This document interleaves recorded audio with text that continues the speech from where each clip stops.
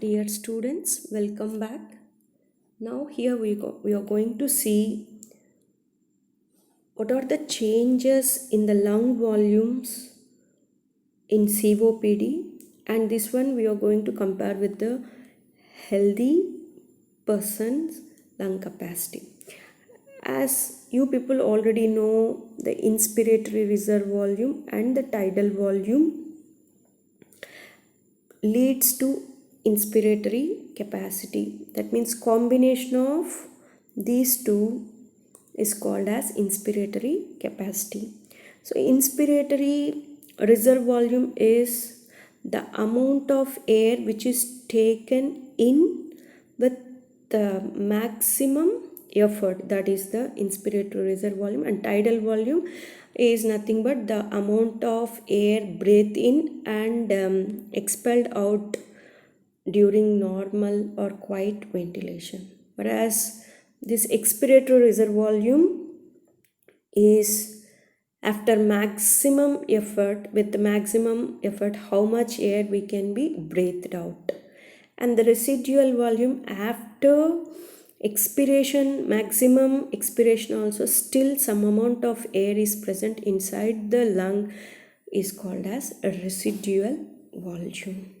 Okay, so now the inspiratory capacity means combination of IRV and TB. That means we know that the inspiratory reserve volume is about 2 to 3 liters, whereas tidal volume is 500 ml, whereas the expiratory reserve volume is 1 liter, and reserve volume is residual volume is about 1.2 liters. So now here, so total lung capacity we'll get is 5.5 liters, isn't it? So now approximately 5.5 liters.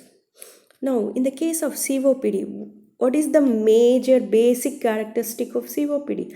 An inability to exhale sufficiently.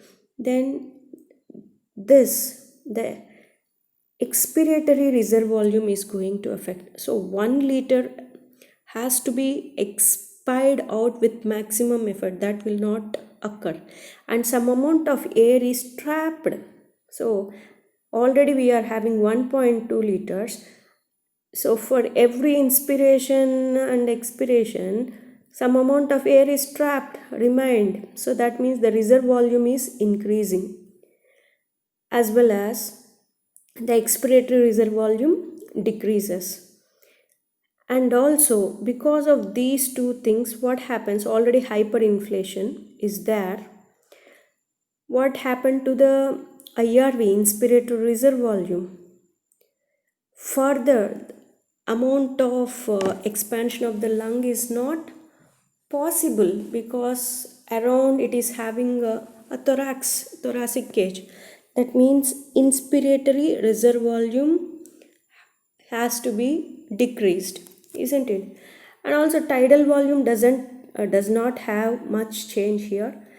The person is taking a normal amount of air, but exhaling is not done. Exhaling is not done properly. Exhaling is not done properly here. So what happens? So the total vital capacity decreases with the increase of reserve volume, residual volume. So what will happen? So the lung capacity is 5.5. If it is 5.5, all the muscles which helps in ventilation work effectively.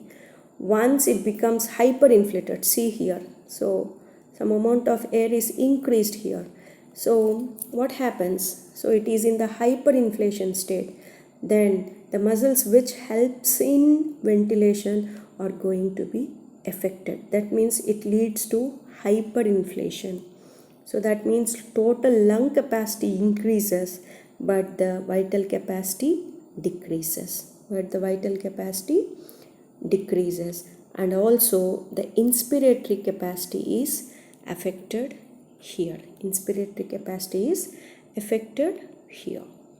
Okay, so these are the changes seen in chronic obstructive pulmonary diseases.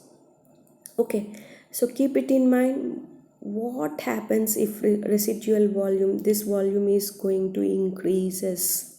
So if such kind of residual volume increases gradually, the person going to suffer respiratory distress, going to a condition called respiratory distress, where there is a need for ventilation, proper ventilation.